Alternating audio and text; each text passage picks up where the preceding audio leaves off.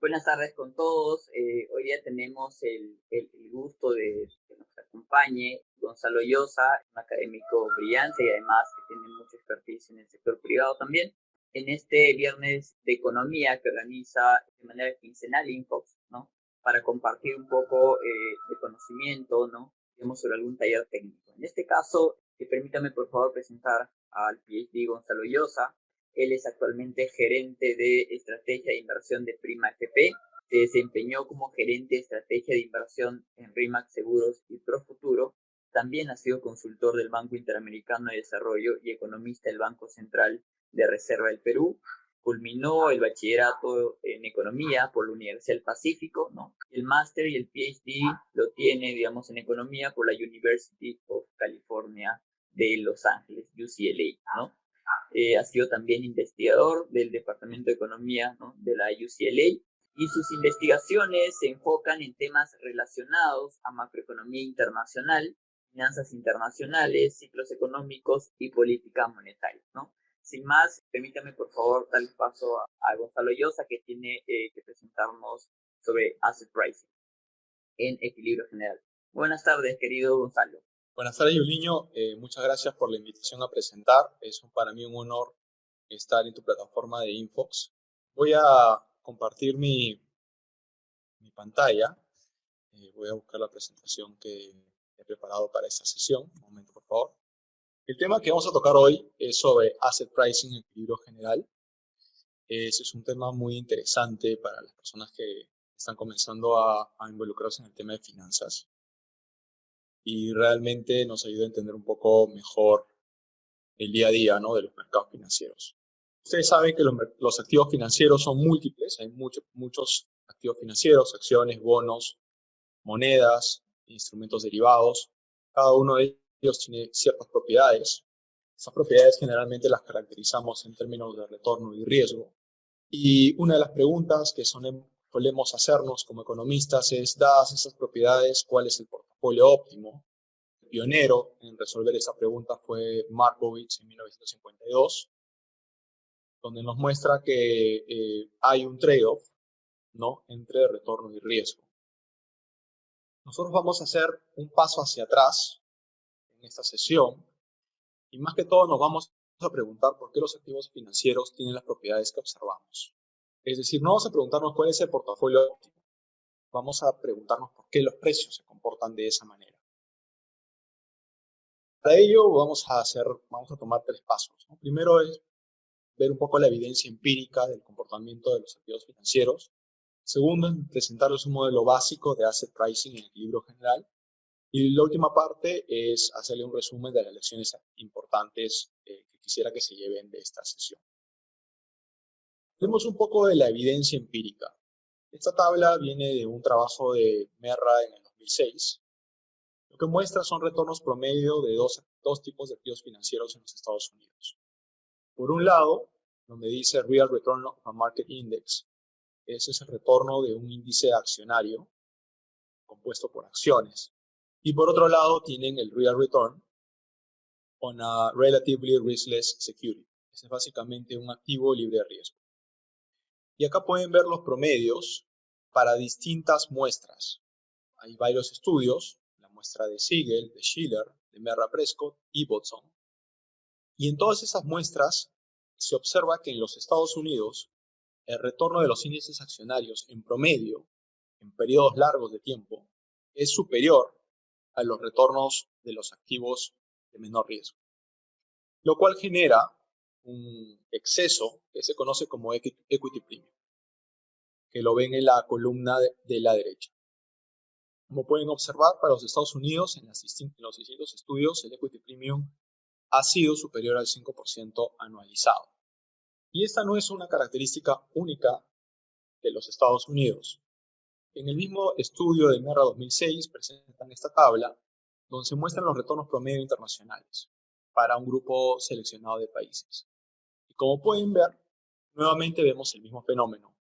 Los retornos del Market Index, es decir, del índice accionario, son superiores en todos los casos a los retornos, lo que denominaríamos Relatively Riskless Security, que sería un activo relativamente seguro.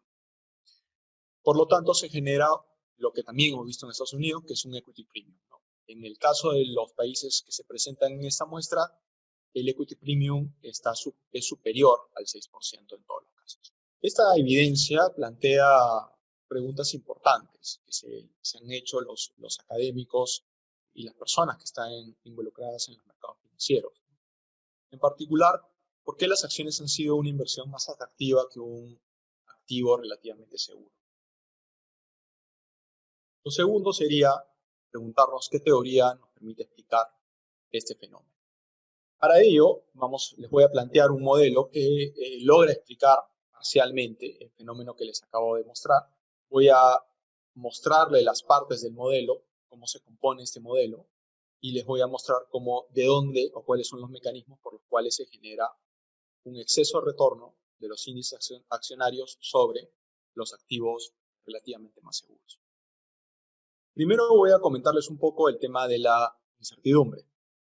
Para entender a los mercados financieros tenemos que entender que las decisiones de inversión las hacemos sin conocer el futuro. Por lo tanto, estamos en una situación de incertidumbre.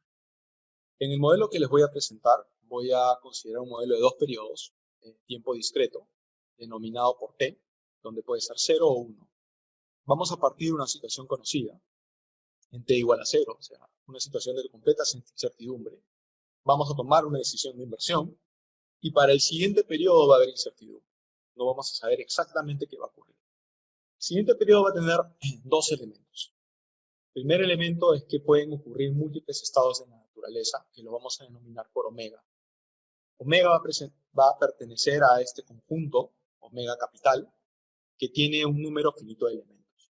Cada uno de estos posibles omegas tienen una probabilidad asociada, denominada pi, que por ser una probabilidad es un número positivo, menor a 1, y además la suma de las probabilidades te da 1, ¿no? Es básicamente una función de distribución determinada sobre una variable estocástica omega, que además es finita. Esas probabilidades son dadas, son conocidas por los agentes, los estados son conocidos por los agentes, pero cuál estado se va a realizar mañana no lo conocemos hoy. Esto nos permite hablar de variables aleatorias, ¿no? Las variables aleatorias van a ser este tipo de funciones que van a transformar un conjunto de estados de la naturaleza en un valor real. Por ejemplo, podemos tener una variable aleatoria x de omega o una variable aleatoria y de omega. Piensen esto como lo siguiente. Omega puede ser llueve o no llueve mañana. Para eso, para cada uno hay una probabilidad. X puede ser el nivel de tránsito, que va a depender si hay lluvia o no hay lluvia. Una vez que tenemos variables aleatorias, realmente podemos calcular, dado que conocemos la función de probabilidad, podemos calcular distintos momentos de esta variable aleatoria. Uno de los momentos que nos va a interesar mucho es la esperanza, que básicamente está dada por esta función, ¿no? Que es el promedio ponderado de los posibles valores que puede tomar la variable aleatoria, donde los ponderadores son básicamente las probabilidades. También podemos hablar de la varianza, que es la suma ponderada de las desviaciones con respecto a la media al cuadrado. O también podemos tomar dos variables aleatorias y computar, o mejor dicho, de estas variables aleatorias tiene definido un momento conocido como covarianza, que es el nivel de coincidencia que puede existir o de comovimiento que puede existir entre las variables aleatorias, dependiendo del estado en que vayan a ocurrir más adelante, ¿no? Una vez que ya hemos definido qué es incertidumbre, que es una variable aleatoria y un estado de la naturaleza, les voy a presentar ahora el entorno económico. Vamos a asumir que el proceso productivo es exógeno y estocástico. Esto me va a brindar mucha libertad para la parte matemática porque no me voy a tener que enfocar en la parte de oferta. No voy a más que todo enfocar en la parte del consumidor. Y en ese sentido voy a asumir que el individuo va a recibir una dotación de un bien de consumo y que esta dotación es una variable aleatoria. ¿Cómo vamos a definirlo? En el periodo 0 vamos a tener I sub 0. Esto va a ser conocido. En el periodo 1 existe una función I sub 1 de omega para todos los omegas que pertenecen a los posibles estados de la naturaleza. Este I sub 1 omega en el periodo 0 yo no sé cuánto va a ser. puede tomar muchos valores. Y cada uno de esos valores va a tener una probabilidad en función de la probabilidad de observar omega. Como pueden ver entonces, la variable aleatoria I sub 1 depende de la realización del estado. Ahora vamos a ver un poco las variables endógenas. Como les dije, hay una dotación que es exógena, pero va a haber una decisión de consumo. Consumo es una variable aleatoria también. En el periodo 0 vamos a tener un solo consumo, C sub 0, que va a ser conocido.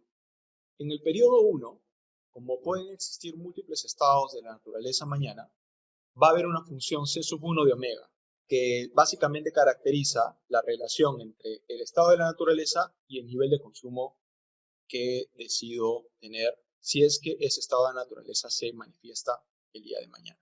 Ese nivel de consumo nos va a generar una utilidad y vamos a definir las preferencias a través de la teoría de la utilidad esperada. Según esta teoría vamos a tener suma de la utilidad de hoy más la utilidad de mañana. La utilidad de hoy es básicamente este término de aquí, que es la función U de C0. Para mañana pueden ocurrir muchas cosas. Podemos tener varios consumos, C1 de omega. Cada uno tiene una probabilidad. Pero lo que me importa a mí es la utilidad. Entonces primero voy a agarrar el consumo que puede ocurrir mañana, C1 omega, va a estar dentro de esta función de utilidad. Para ese omega en particular va a haber una probabilidad y luego tengo que sumar todos los posibles estados de naturaleza que puedan ocurrir mañana. Como ocurre mañana, lo voy a descontar a un factor de descuento constante, beta, que va a ser un número entre 0 y 1. Como pueden ver aquí, la suma ponderada de las utilidades del consumo de mañana, donde el ponderador es la probabilidad, es simplemente el valor esperado de la utilidad del consumo de mañana.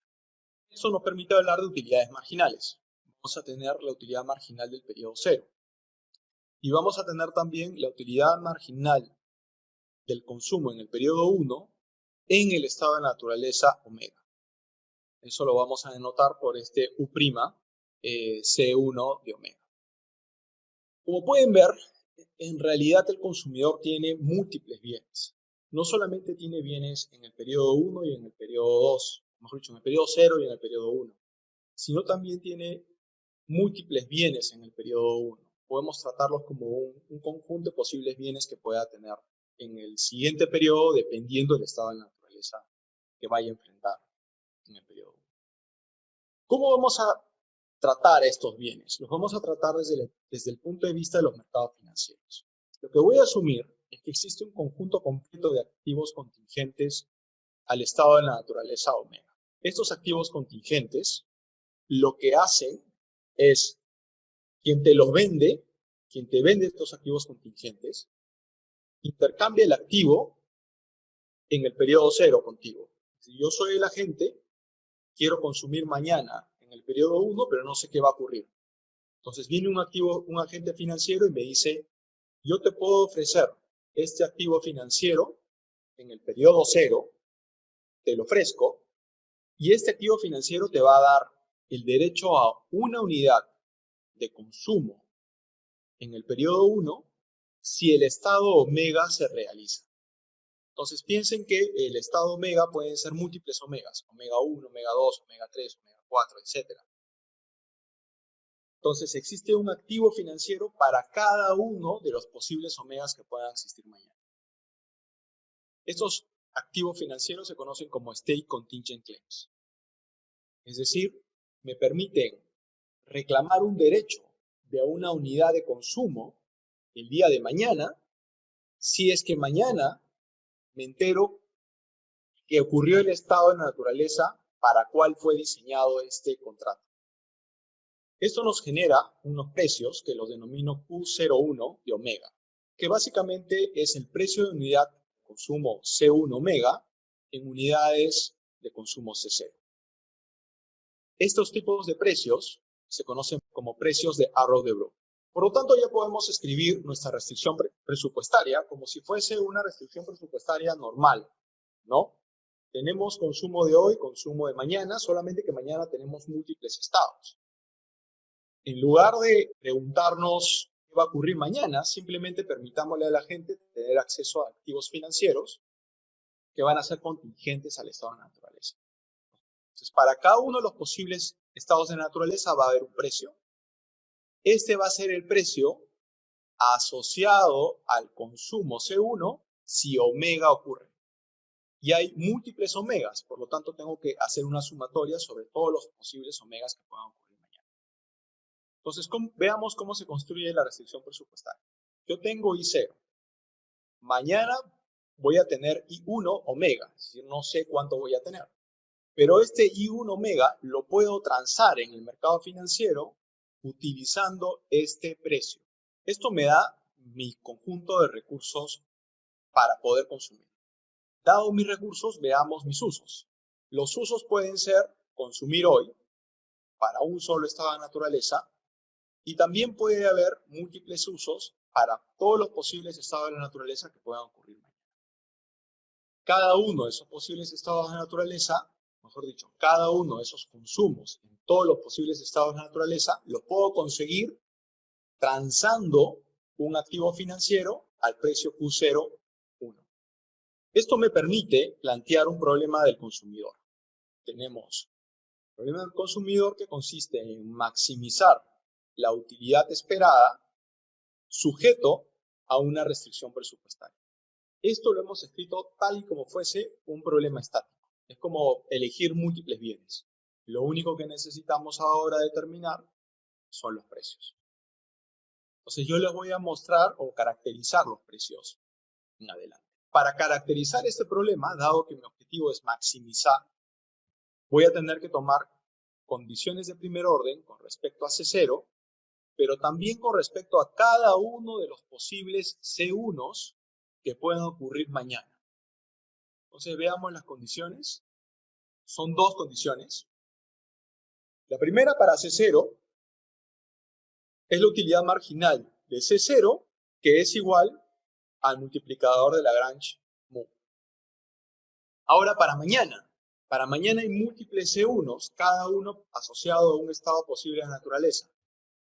Entonces, tomando la condición de primer orden contra un C1 omega genérico, lo que voy a encontrar es que C1 omega genérico aparece como un elemento de esta sumatoria, ¿no? Y ya lo tenemos acá, que es U' de C1 omega, multiplicado por el beta, por supuesto. Y para ese omega hay una probabilidad. ¿Dónde más aparece el C1? El C1 omega aparece aquí, multiplicado por un precio dado que es específico al estado de naturaleza al que me esté refiriendo. Y además, por supuesto, tengo el multiplicador de Lagrange. Entonces, estas son mis dos condiciones de primer orden. Típicamente, no nos gusta tener el multiplicador de Lagrange y hacemos todo lo posible para deshacernos del multiplicador de Lagrange y tener caracterizaciones más simples. Haciendo lo mismo, combinando esas condiciones de primer orden, voy a tener que los precios de los activos financieros están asociados a los ratios de las utilidades marginales. Esto es típico, ¿no? Siempre los precios tienden a ser o estar relacionados con utilidades marginales. Si fuese un problema estático, sería precio igual a la tasa marginal de sustitución. Acá estamos precisamente haciendo lo mismo. Precio igual a la tasa marginal de sustitución entre el consumo de mañana en el estado omega con respecto al consumo hoy. Vuelvo a escribir esta fórmula para que lo vean. Esta fórmula me permite ver cuál es la tasa de intercambio que yo quisiera aplicar al consumo de hoy con respecto al consumo de mañana en el estado omega, dado el precio que les acabo de plantear. El precio se tiene que igualar en equilibrio a la disposición que tiene la gente, lo cual está de intercambiar consumo hoy por consumo mañana si el estado de la naturaleza omega ocurre. Algunas propiedades de este precio. Primero, este precio va a aumentar si el estado omega es más probable. Segundo, el precio tiende a aumentar si el consumo C1 omega es menor que el consumo C0. Y la razón de eso es que la utilidad marginal es decreciente en el consumo. Por lo tanto, esto ya me está diciendo muchas cosas. Si yo tengo un estado de la naturaleza que me va a castigar muchísimo y no voy a poder consumir, eso va a llevar a que mi utilidad marginal suba y por lo tanto esté dispuesto a pagar más por el activo que me protege frente a ese escenario. Una vez que tenemos ese precio, en realidad podemos caracterizar varios activos financieros a partir de esa relación. Lo que vamos a hacer es caracterizar precios y retornos de diferentes activos. En realidad voy a hablar de dos en esta sesión. Voy a hablar de una libre riesgo y voy a hablar de un activo que es riesgoso. Para ello, voy a utilizar la ley de un solo precio. Pueden ver el libro, bueno, Cochrane tiene un libro, 2001, capítulo 4, donde presenta las condiciones matemáticas y una de esas condiciones está asociada con la ley de un solo precio. Entonces voy a utilizar la ley de un solo precio para formar activos financieros. Pensemos en uno de los activos financieros, un activo libre de riesgo. ¿Cuál es mi objetivo si yo quiero deshacerme completamente del riesgo? Yo sé que mañana pueden ocurrir múltiples omegas. ¿Qué debería de hacer para tener una unidad de consumo mañana independientemente del omega que vaya a ocurrir? Para eso, la estrategia debe ser comprar todos los activos que existan. ¿Por qué? Porque cada uno de esos activos me da derecho a tener una unidad de consumo si el estado de la naturaleza asociado termina ocurriendo. Entonces, lo que tenemos que pensar es que para formar este activo libre riesgo, finalmente lo puedo formar comprando todos los activos contingentes que me ofrece el mercado. Y esto me lleva a la ley de un solo precio. ¿Cuánto me cuesta comprar todos los activos financieros contingentes al estado omega? Pues me va a costar la suma de todos los precios de los activos contingentes. Por ley de un solo precio, el precio del activo libre de riesgo P estrella tiene que ser igual a la suma de todos los precios de los activos contingentes a los que tengo acceso. Como ya conocemos cuál es la fórmula que determina Q de 1 sub 0 omega, la estoy reescribiendo acá, como pueden darse cuenta, el precio de un activo libre de riesgo es simplemente la expectativa del ratio de utilidades marginales descontado por el factor beta. Entonces, vamos a esta última parte. El precio del activo libre de riesgo tiene que ser igual a la expectativa del ratio de utilidades marginales entre C0 y C1. Es expectativa porque yo no sé cuál va a ser mi C1 mañana, ¿correcto? La literatura denomina a este valor de aquí, a lo que está entre paréntesis, lo denomina Stochastic Discount Factor. Lo vamos a denominar por la letra M minúscula. De tal manera que yo puedo escribir el precio del activo libre de riesgo simplemente como la expectativa del Stochastic Discount Factor. Ahora, una vez que sabemos el precio, podemos hablar ahora de retornos. ¿Qué hace este activo libre de riesgo? Este activo libre de riesgo me retorna una unidad de consumo en el periodo 1 independientemente del omega que ocurra mañana, a cambio de pagar P0 o P asterisco unidades de consumo C0 en el periodo T igual a 0. O sea, hoy yo te doy P asterisco, mañana yo obtengo una unidad de consumo independientemente de cuál es el estado de la naturaleza que vaya a ocurrir mañana. Por eso se llama libre de riesgo. Y eso me permite calcular la tasa de retorno de este activo libre de riesgo, que sería la tasa libre de riesgo. Obtengo una unidad de consumo mañana por cada P asterisco que pague hoy. Entonces mi retorno tiene que ser igual a 1 entre P asterisco. Ya sabemos que P asterisco, por lo tanto, es 1 entre la expectativa del discount factor. Esto es lo que denominaríamos tasa real, porque está definido en número de bienes, no en número de soles o en número de dólares. Está definido en número de bienes. Perfecto. Allá sabemos cómo formar un activo libre de riesgo. Ahora pensemos en un activo que no es libre de riesgo. Pensemos en un activo que me va a pagar X1 omega de C1 omega si omega ocurre. Es decir, este activo no me va a permitir tener una unidad de consumo mañana independientemente del estado de la naturaleza, sino lo que va a permitirme es tener X1 omega si omega ocurre. Entonces, pensemos omega en dos posibles valores. ¿Llueve o no llueve? Lo que me permite este activo es, si llueve, tienes esta cantidad de consumo mañana. Si no llueve, tienes esta cantidad de consumo mañana. Dos cantidades diferentes, ¿no? Yo sé las probabilidades de que llueva o no llueva. También sé cuánto me va a pagar el activo si llueve y cuánto me va a pagar el activo si no llueve. Lo que no sé es si va a llover o no va a llover. Entonces, por la misma ley de un solo precio, yo puedo hacer un pricing, ¿no? Puedo determinar cuál es el precio de este tipo de activo. Lo único que tengo que hacer es decir, mañana yo voy a tener X1 unidades de omega. Yo sé que una unidad de consumo mañana en el estado omega me cuesta Q01. Si una unidad me cuesta Q01, X1 unidades me va a costar el producto. Pero mañana pueden ocurrir múltiples omegas. Por lo tanto, el precio de este activo financiero es la suma de todo lo que puedes obtener mañana dependiendo del estado de la naturaleza multiplicado por el precio correspondiente. La suma de eso, si reemplazamos cuál es la definición de Q01, vamos a tener esa expresión de aquí, que tiene una probabilidad asociada, como pueden ver aquí. Por lo tanto, lo puedo escribir como la expectativa de la multiplicación entre el factor de descuento estocástico y el pago que voy a recibir por tener este activo financiero en particular.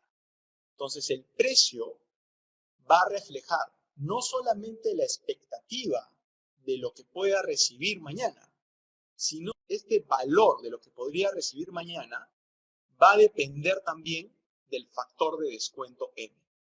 Eso va a ser muy importante.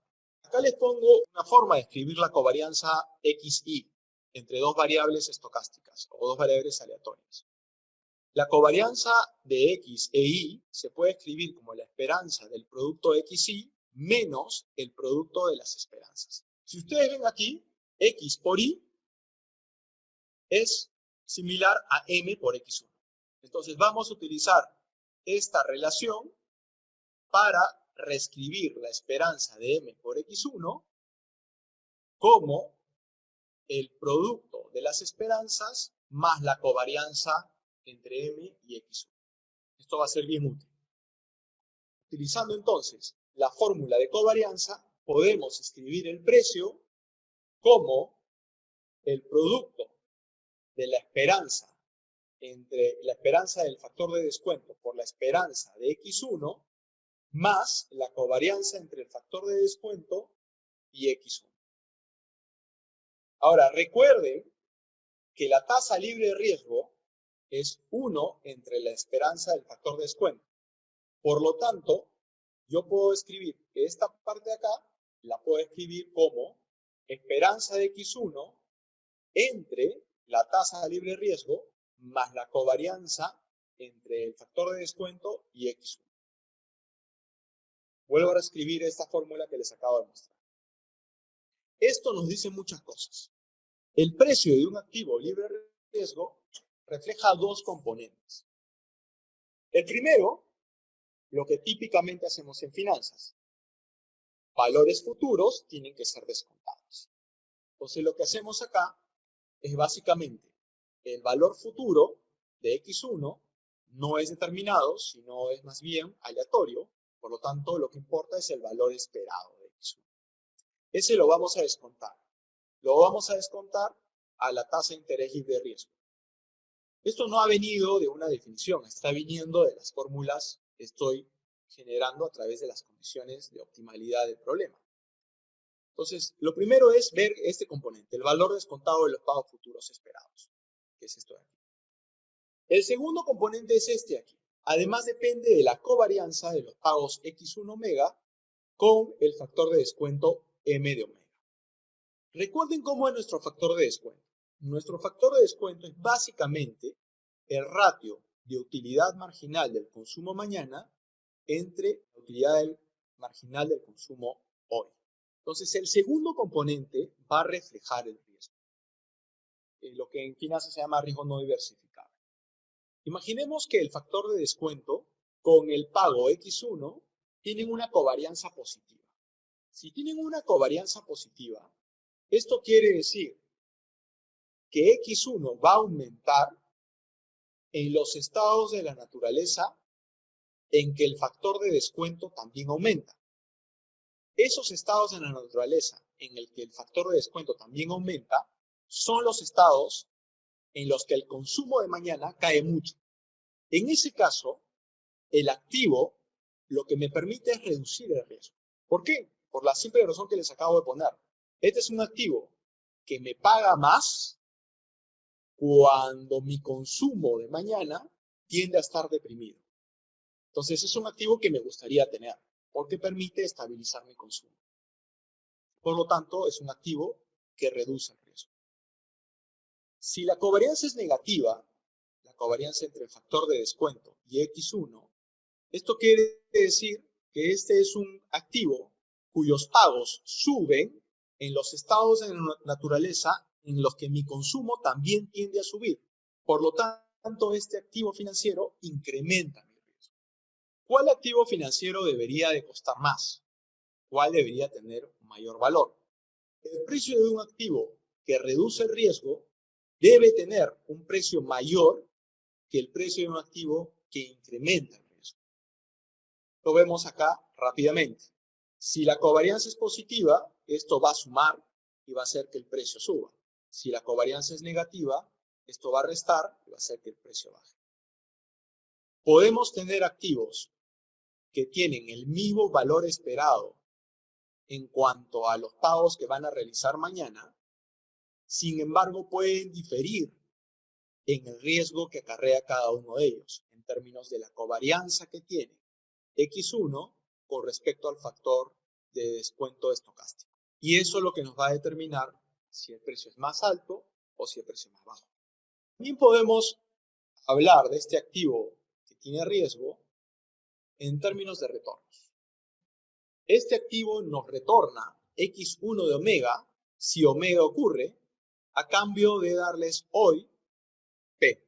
Este P en T0 es un solo número. Mañana voy a tener, como les decía, X1 de omega 1, X1 de omega 2, X1 de omega 3, dependiendo del omega que vaya a ocurrir. Por lo tanto, el retorno de este activo financiero es aleatorio. Es básicamente, recibo X1 omega por cada P que pago en el mercado financiero.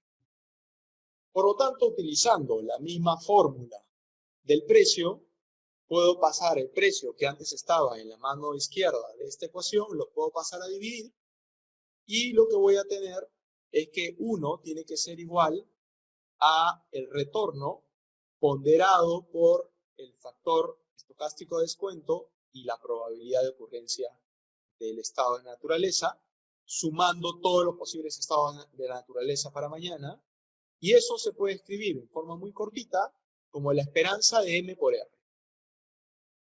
Recuerden que la esperanza del producto de dos variables aleatorias se puede escribir en términos del producto de las esperanzas más la covarianza. Entonces, aplicando el mismo procedimiento matemático del slide anterior, yo puedo escribir este producto de aquí, lo puedo terminar escribiendo como esta ecuación de aquí, la que ven al final, que me dice, el retorno esperado de un activo es igual al activo, al retorno libre riesgo, menos un componente que depende de la covarianza entre el factor de descuento y el retorno del activo.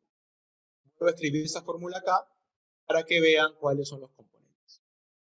Entonces, el retorno esperado de un activo refleja dos componentes. Primero, la tasa libre de riesgo. A mayor tasa libre de riesgo, mayor es el retorno esperado de los activos financieros.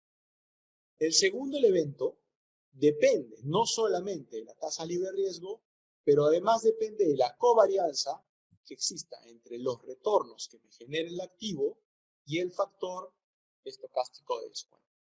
Veamos la interpretación. El segundo componente es el clave. Este componente refleja el riesgo. Si la covarianza entre el factor de descuento y el retorno del activo es positivo, esto quiere decir que el retorno del activo sube en los estados de la naturaleza en los que el factor de descuento también sube. Para que el factor de descuento suba, quiere decir que el consumo de mañana en ese estado de la naturaleza tiene que ser relativamente deprimido respecto al consumo de hoy. ¿Okay? Por eso digo que la covarianza es positiva si los retornos que ofrece este activo el día de mañana en los estados omega en los que el consumo tiende a caer. En este caso, este activo reduce el riesgo. Si la covarianza es negativa, eso ocurre cuando los retornos del activo financiero en los estados de naturaleza omega en los que el consumo tiende a subir el día de mañana. En ese caso, los retornos del activo financiero van de la mano con el consumo el día de mañana. Y eso implica que el activo financiero está incrementando el riesgo. En líneas generales, ustedes pueden ver, dado los signos de la covarianza o los posibles signos que tiene esta covarianza, si la covarianza es positiva, entonces el retorno va a ser relativamente más bajo.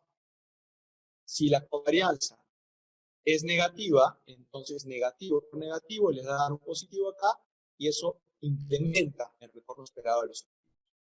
Por lo tanto, llegamos a este punto donde puedo decirles, de acuerdo a esta teoría, que el retorno esperado de activos más seguros tiende a ser, o mejor dicho, en equilibrio, es menor que el retorno esperado de los activos más riesgosos. Ojo, esto solo aplica para retornos esperados, no para retornos realizados.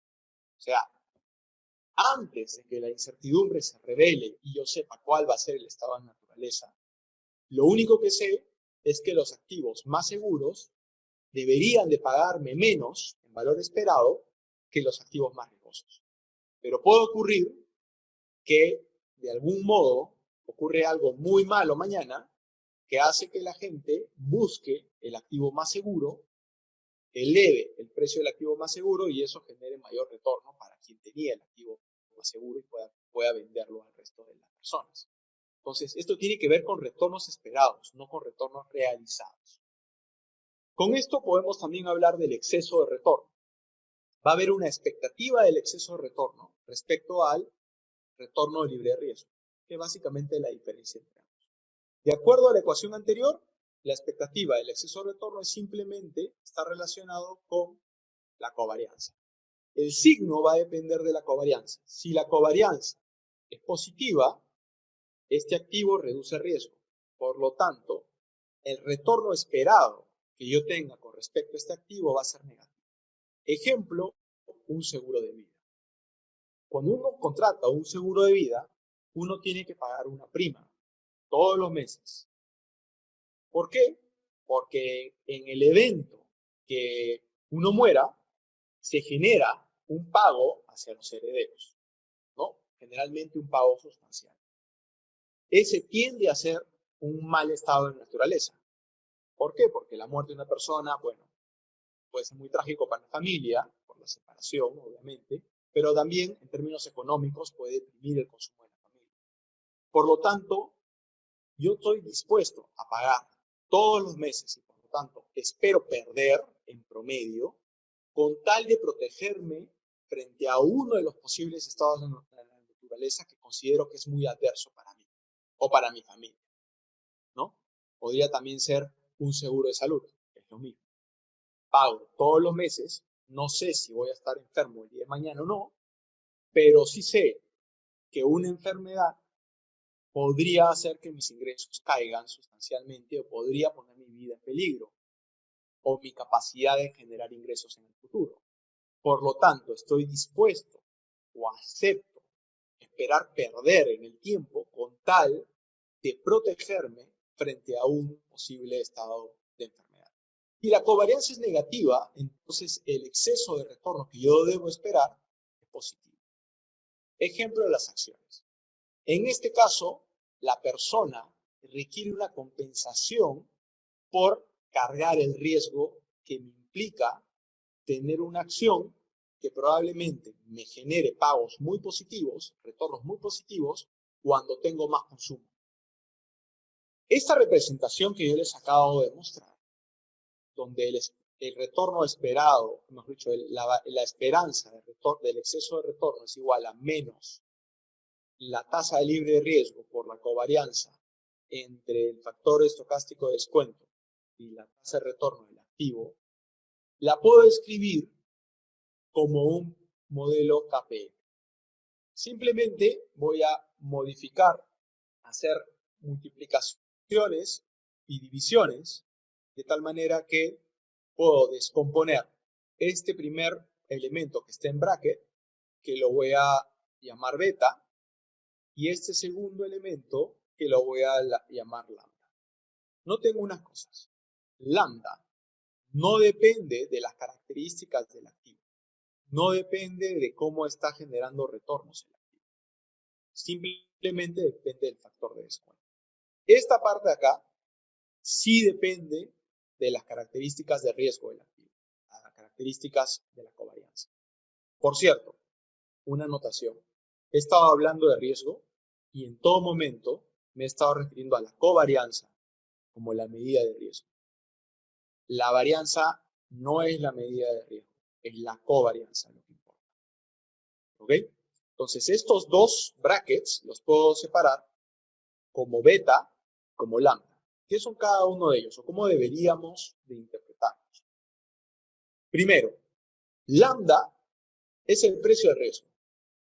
No es específico al riesgo del activo. Sin embargo, el retorno esperado o la expectativa de retorno esperado va a depender de la cantidad de riesgo que tenga el activo. Y eso va a estar capturado por el beta. Si escribiéramos esto de manera general para un activo I, tendríamos que la esperanza del exceso de retorno del activo I es igual a su beta por el precio del riesgo, lambda. ¿Qué significa esto? El precio de riesgo es el mismo para todos los activos. Lo que difiere es el beta. Esto quiere decir que en el ranking de excesos de retorno de los activos financieros refleja principalmente el beta de cada uno de ellos. La cantidad de riesgo que tiene el activo financiero. Esto es un test importante para esta teoría. Les voy a presentar justamente un gráfico que viene del libro de Cochrane 2001. ¿Qué es lo que muestra este gráfico? En el eje de la I, en el eje vertical, se muestra el exceso de retorno de diferentes portafolios o mini portafolios de activos financieros. Okay, acá ven el exceso de retorno. En el eje de la X, en el eje horizontal, se ven los betas. En este caso han calculado el beta con respecto a un índice de mercado, pero podría ser también el beta contra el factor de estocástico de descuento. Acá, básicamente, el beta les mide la cantidad de riesgo que tiene el activo. Cada uno de los puntos que ven aquí son distintos portafolios de distintos activos. Y como pueden ver, existe una directa asociación entre el beta y el exceso de retorno que han mostrado cada uno de estos activos. Entonces, la forma como se testea esta teoría es básicamente viendo regresiones cross-seccionales donde tienes portafolios compuestos por varias acciones, distintos portafolios. Cada uno de esos portafolios tiene un beta diferente con respecto al factor estocástico de descuento. Y luego lo que haces es ver si el beta es un buen predictor del exceso de retorno que ha generado el portafolio en el tiempo. Perfecto. Hasta ahora hemos hablado de utilidad, pero no le hemos puesto una función a la utilidad. Ahora vamos a hablar de una función de utilidad que se llama utilidad CRRA, son las siglas en inglés de Constant Relative Risk Aversion, que se puede escribir como esta función, se llama Power Utility, donde C está elevado a 1 menos sigma, donde sigma es un parámetro positivo, ¿no? Y si sigma es igual a 1, esta función va a colapsar al logaritmo natural de C. Este tipo de función tiene una característica muy especial. La característica que tiene es que la aversión relativa al riesgo, Relative Risk Aversion, es constante e igual al parámetro sigma. No todas las funciones de utilidad van a tener esta propiedad, solamente este tipo de preferencias van a tener esta propiedad. Ustedes ya saben cómo se calcula la Relative Risk Aversion, que es básicamente el negativo del consumo por el ratio entre la segunda derivada de la utilidad con respecto al consumo entre la primera derivada con respecto al consumo. Esto nos permite determinar cuál es la curvatura que hay en la función de utilidad. Este parámetro sigma nos determina el nivel de aversión a riesgo. Si sigma fuese 0, este sería un agente neutral a riesgo, no le importa el riesgo.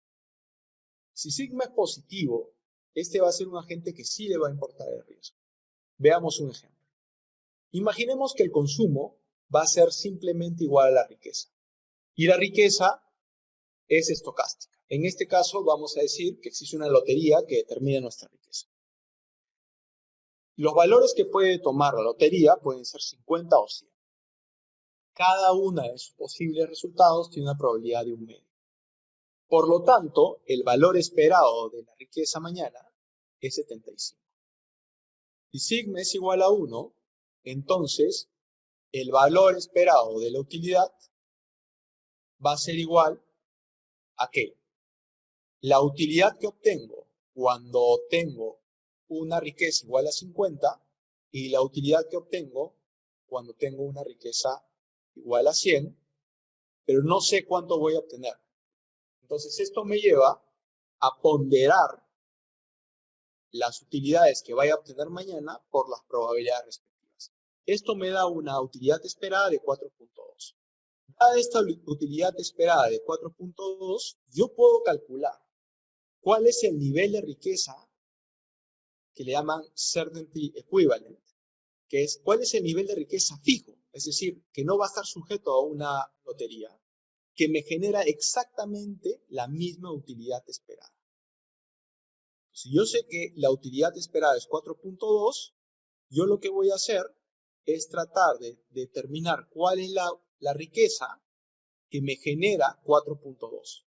Simplemente reemplacen o resuelvan de esta ecuación de aquí, del logaritmo de C, mucho en este caso va a ser logaritmo de W sub CE de la riqueza de certainty equivalent, resuelvo esa riqueza para que me dé 4.2.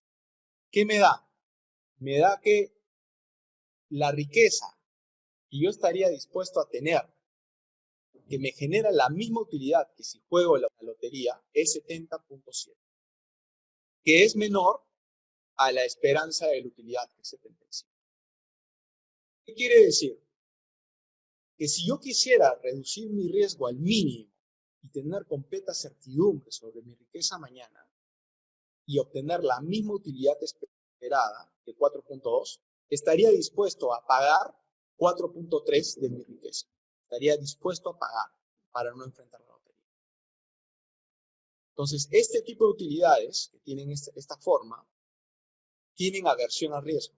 El riesgo les genera una reducción de bienestar. ¿Okay? Yo estoy dispuesto a pagar para no tener esa reducción en bienestar.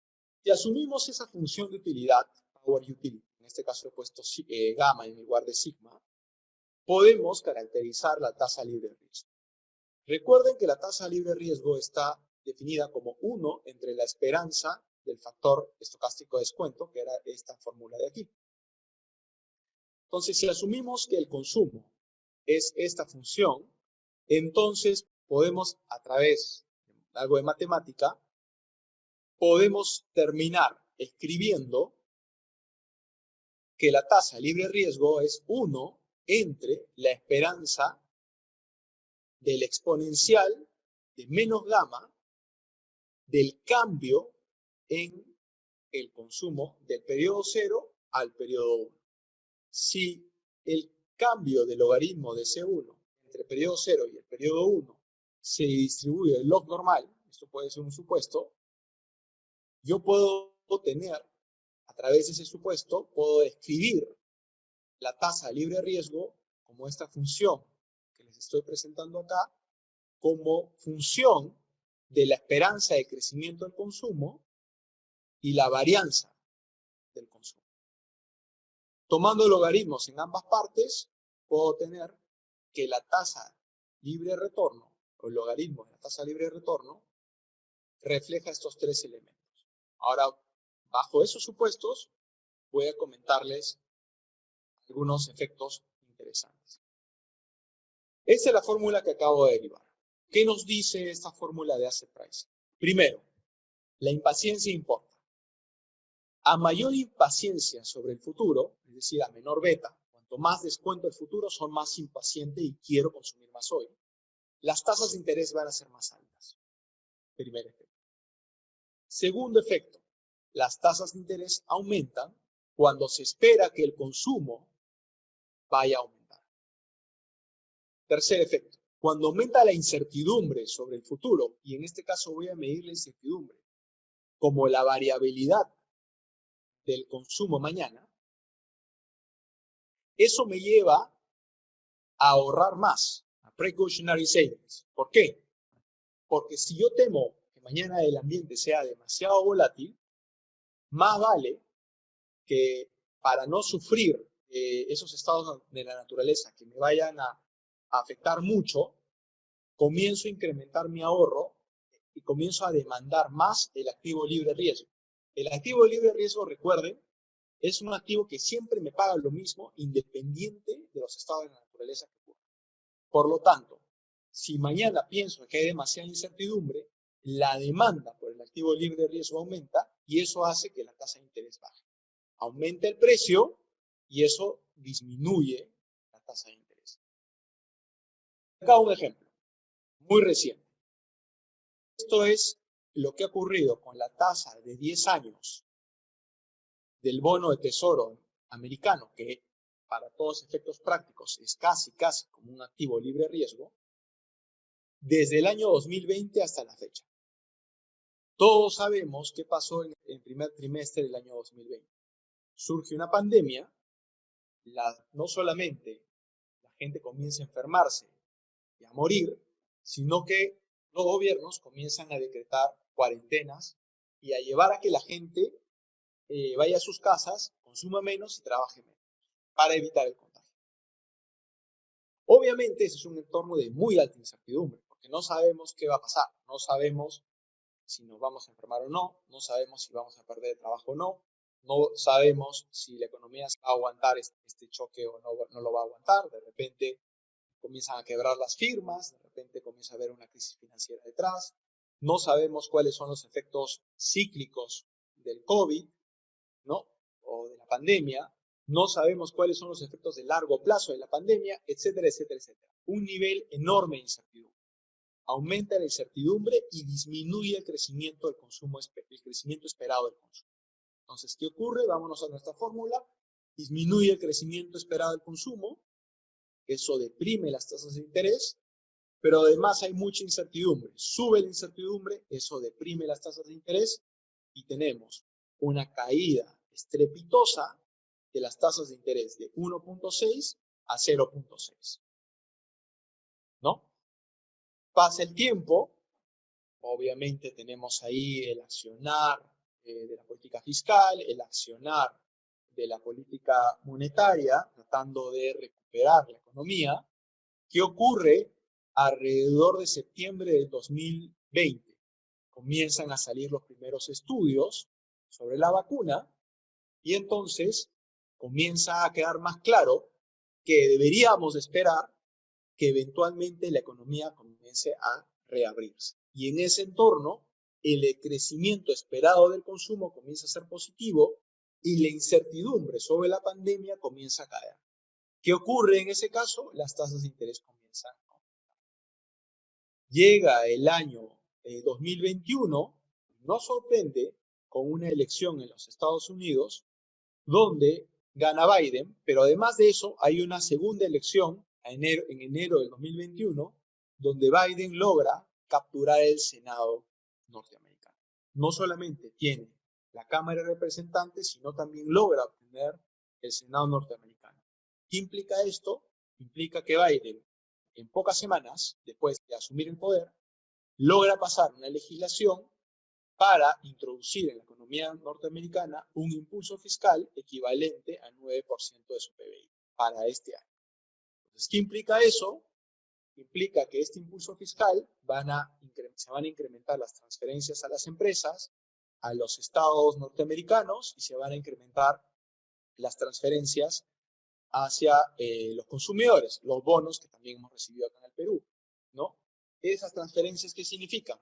Mayor consumo esperado. Además, se reduce la incertidumbre con respecto al estado de la economía en los siguientes años. ¿Qué pasa con las tasas de interés? Comienzan a subir sustancialmente. ¿Dónde estamos hoy? Estamos exactamente en el mismo punto en que comenzamos la pandemia.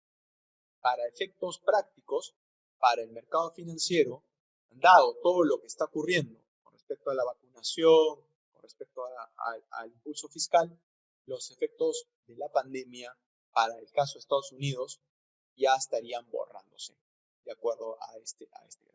Entonces ustedes pueden ver que la ecuación que derivamos anteriormente nos permite explicar el comportamiento de las tasas de interés.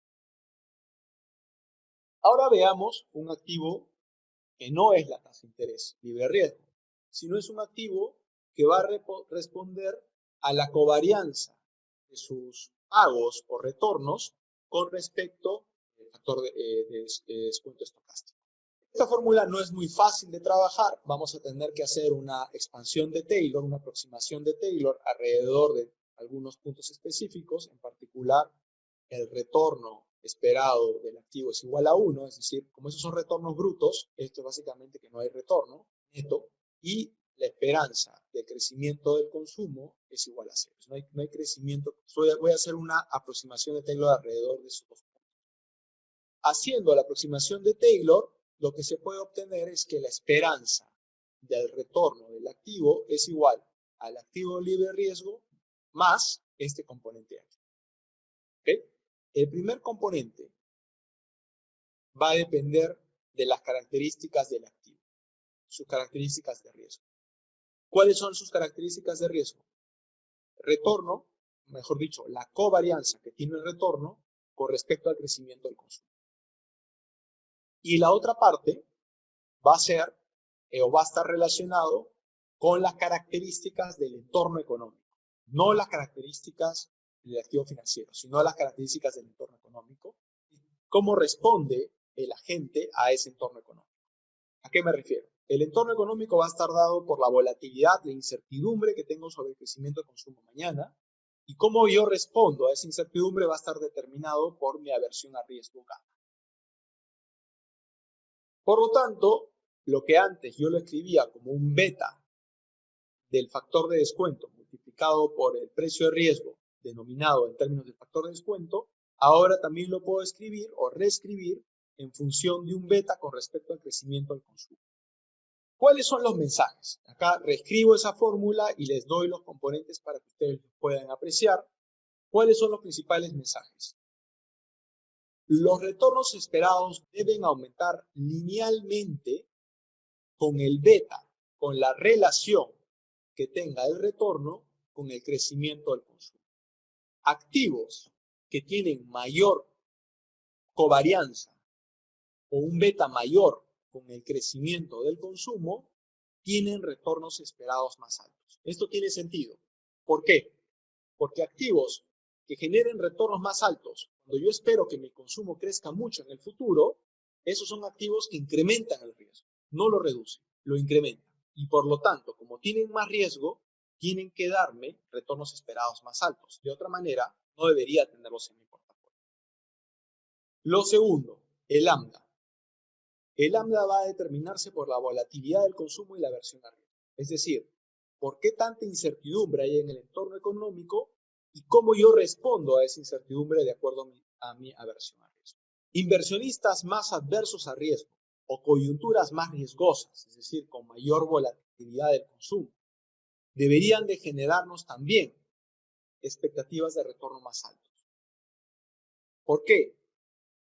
Un inversionista no debería de tener un activo como ese a menos que me den retornos esperados más altos, que me compensen por mantener los activos riesgosos en mi portafolio. Esto es importante. Imaginemos una situación como la del COVID. Aumenta la incertidumbre, aumenta la volatilidad del consumo. ¿Ok? Aumenta el riesgo en la economía. La coyuntura es más riesgosa. Aumenta el lambda. Tengo un activo financiero que tiene un beta positivo con respecto al crecimiento del consumo. ¿Qué debería pasar con su retorno esperado? Debería de aumentar su retorno esperado. Pero ojo, para que aumente el retorno esperado, el activo tiene que caer de precio. Veamos. Este es el desempeño, el índice accionario S&P 500 desde el año 2020 hasta la actualidad. Y me voy a centrar en esta parte acá. Este es el precio del activo, no el retorno, pero ese es el precio. Entonces, llega el COVID, llega la pandemia. ¿Qué ocurre? Aumenta la incertidumbre, aumenta el riesgo en la economía. Para la aversión a riesgo que tienen los inversionistas, lo que hacen los inversionistas es, yo necesito tener mayores retornos esperados. No puedo tener los activos, en esta nueva coyuntura, los precios de los activos no pueden ser los mismos. ¿Qué pasa con el precio? El precio colapsa. Pero ¿qué pasa conforme el precio está colapsando? El retorno esperado del activo comienza a aumentar. Hasta que llega un punto en que el retorno esperado del activo comienza a ser lo suficientemente atractivo para comenzar a reincorporarlo en los portafolios. Obviamente, conforme fue bajando la incertidumbre, eso permitió que los precios comiencen también a subir. Llegamos a casi la última parte de la presentación y voy a hablarles de una anomalía que se llama la anomalía del equity risk. Entonces, nosotros imaginemos que tenemos un activo, nuestro activo R, ¿no? Nuestro activo de riesgo es equity, acciones. Entonces, de acuerdo a esta ecuación, yo podría escribir el exceso de retorno de las acciones sobre las tasas libres de riesgo como la multiplicación del beta por el lambda. Y ya sabemos cuál es el beta y cuál es el lambda, que van a depender de, en primer lugar, el beta va a depender de la covarianza de retorno con el crecimiento del consumo y el lambda va a depender de la aversión a riesgo y el nivel de incertidumbre que hay en la economía. Podemos, obviamente, deshacernos de las varianzas y vamos a tener que el equity risk premium simplemente el coeficiente de aversión a riesgo por la covarianza, por las características de riesgo del activo. Vamos a emplear un poco de data histórica, viene del libro de Cochrane, que se enfoca en datos de Estados Unidos después de la Segunda Guerra Mundial. ¿Cuál es el promedio de retornos de las acciones? Retornos reales, ajustados por inflación. En esta muestra es 9%. ¿Cuál es la desviación estándar de este retorno? 16%. Es decir, bastante volátil, pero en el tiempo me ha generado en promedio 9% de retorno anual. ¿Cuál es el retorno de un activo relativamente menos riesgoso, como sería una nota del Tesoro americano, conocido como T-bill? El retorno real en esta muestra ha sido en promedio 1%. ¿Cuál es la desviación estándar del crecimiento del consumo? En esta muestra es 1%. ¿Y cuál es la correlación del consumo con el retorno del mercado? 0.2. Es decir, los retornos del mercado accionario tienen una correlación de 0.2 con el crecimiento del consumo. Estos números, ustedes juegan con estos números, implican que la covarianza es este número de aquí que les pongo, que tiene varios ceros delante. ¿Okay? No tan importante. ¿Okay?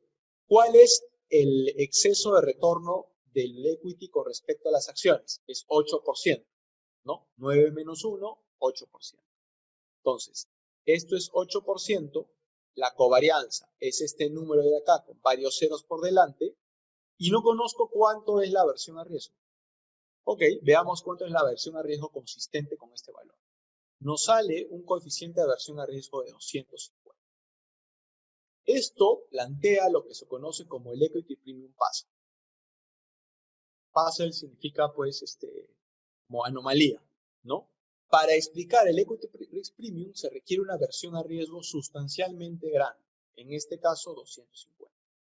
¿Cuáles son las posibilidades, entonces, si creemos en esta teoría? Primero, las personas son más adversas a riesgo de lo que creemos. Su coeficiente de aversión a riesgo es mucho más grande. Sin embargo, cuando se hacían experimentos para poder medir la aversión a riesgo de las personas, se encontraban números mucho más bajos.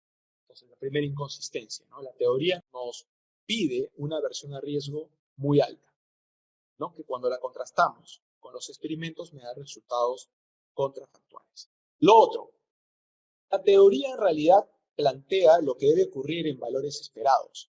Sin embargo, lo que hemos observado en esta muestra después de la Segunda Guerra Mundial es fruto puro de la suerte. No refleja la compensación por riesgo en equilibrio. Ok, es una posibilidad, pero recuerden, el exceso de retorno de las acciones sobre los activos libres de riesgo es algo que no solamente observamos en Estados Unidos y en distintos periodos de tiempo, sino también se observa en distintos países. Entonces, no puede ser algo que es pura suerte. Parece que está más relacionado a una condición de equilibrio. Esto nos lleva al último punto. Algo está mal con el modelo, incluyendo la función de utilidad. Y ahí pueden ver, me voy a referir al paper de Merra 2006, que hace todo lo que se ha avanzado en esa línea para poder explicar este fenómeno, esta anomalía que es conocida como el Equity Premium Puzzle. Lo dejo entonces ya con algunas lecciones importantes. Primero, en el largo plazo, un portafolio de acciones tiende a generar un exceso de retorno sobre activos libres de riesgo. Eso nos lo muestra la evidencia empírica, pero también nos lo muestra la teoría. En la teoría de asset pricing, ese exceso de retorno es una compensación por el riesgo no diversificado. Es decir, las acciones son activos que tienen más riesgo, que desestabilizan nuestra riqueza y nos generan un consumo potencialmente más volátil. Por lo tanto, para tenerlas en nuestro portafolio, tienen que compensarnos con un exceso de retorno. Bajo preferencias estándares, como la CRRA, la teoría predice un exceso de retorno muy bajo, lo cual constituye un Equity Premium Puzzle. Entonces los dejo con esas 3 lecciones de esta teoría y estas son las referencias que está utilizando a lo largo de la presentación. Con esto termino. Los dejo con Yuliño para dirigir un poco las preguntas. Muchas gracias. Muchas gracias, querido Gonzalo, por la presentación. En verdad que nos has dado muestra, pues, de lo que es la economía, ¿no? Una mezcla entre, digamos, la teoría, la parte más de fundamentos, ¿no?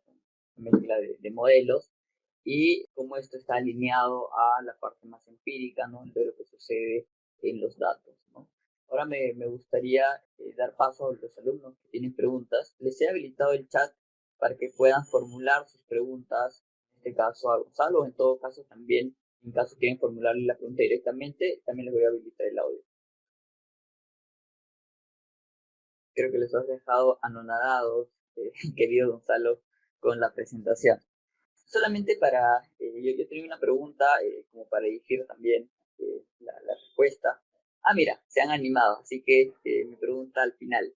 Winnie Chávez nos dice, si la versión al riesgo dentro del modelo no coincide con la realidad, ¿qué modificaciones serían necesarias? Sí, básicamente lo que se tendría que hacer es modificar la función de utilidad, o ya se ha hecho en realidad, se ha modificado la función de utilidad han sido, creo yo, 2 caminos importantes. Uno es desvincular o hacer que la aversión al riesgo no sea el único parámetro que importa dentro de la ecuación. Entonces tienes que pensar en otro tipo de utilidades. Están las Hay unas utilidades que se llaman utilidades de Einstein, que las pueden ver en este documento que está dispuesto online, el que les he puesto aquí, el de Merra, de Equity Premium Puzzle. También el otro tipo de expansiones que he visto en general tienen que ver con cómo explico yo que tengo un Equity Premium Puzzle tan grande para el mismo nivel de aversión a riesgo. Lo que puedo hacer también es no solamente cambiar la función de utilidad, sino también cambiar mi consumo frente a riesgo sea mucho más difícil, ¿no? Y para eso se utilizan preferencias con hábitos, es decir, se me hace difícil cambiar mi consumo porque tengo un consumo referencial que he ido construyendo en el tiempo, y por lo tanto los estados de la naturaleza en los que son muy malos para mí, que me deberían de llevar a un ajuste muy fuerte en mi hábito de consumo, me generan cambios en las utilidades marginales muy grandes, y eso me permite explicar mejor el Equity Premium Puzzle. La otra avenida no tiene que ver con la utilidad, sino más que todo con modificar el proceso estocástico que genera, en este caso, el proceso que determina las dotaciones. Un camino muy interesante es el que tomó Barro con los modelos que se conocen como Disaster Risk. Esos modelos lo que hacen es generan automáticamente un estado de la naturaleza que es ultra malo. Un estado de naturaleza crítico, un estado de naturaleza de crisis. Entonces, debido a que ese estado de naturaleza tiene una probabilidad muy pequeña, pero es muy malo, el agente constantemente le pide un exceso de retorno mayor al activo que tiene riesgo, porque está temiendo justamente que en el siguiente periodo vayas a tener este disaster risk, o se realice el desastre, ¿no? Esas es un poco las dos avenidas más comunes. Seguramente ya también hay algunas avenidas que se han explorado por el lado de behavioral, que también yo no las conozco mucho, pero que sé que se han estado aplicando de manera satisfactoria. Hay otra pregunta, a ver, en la aproximación de series de Taylor, ¿por qué en específico se hace sobre esos puntos? ¿Hay alguna interpretación sobre eso? En realidad, bueno, son representativos. Estás asumiendo que el crecimiento del consumo esperado es cero, podría ser una constante. Te ayuda a simplificar un poco. Si yo asumiera un crecimiento del consumo positivo, probablemente me hubiese aparecido por ahí un poco más de álgebra, un poco más tediosa, ¿no? No hay nada específico sobre eso. Me preguntan si para obtener estos resultados usó la función de utilidad CRRA. ¿Existe evidencia empírica que la función de utilidad de los agentes tiene esa forma? En realidad es difícil, ¿no?, que resumir las utilidades de las personas, y más todavía en situaciones de incertidumbre, simplemente con esa función tan simple, ¿no?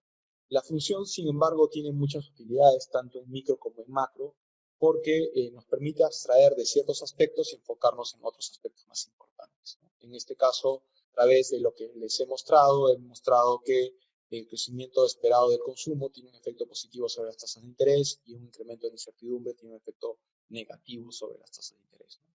Puede ser una abstracción, pero podría utilizar esa abstracción para enfocarme en puntos más importantes. Yo tenía una pregunta, querido Gonzalo. En esa ecuación del exceso de retorno vemos pues que la volatilidad es importante, la tasa de crecimiento del consumo y el grado de paciencia e impaciencia de la gente. ¿Qué otro más, digamos, qué otro factor también podría ser importante, ¿no?, que no está, digamos, explicitado en esa ecuación? Claro, esta ecuación lo que está asumiendo es que estamos primero en equilibrio y no hay intervención de ningún agente.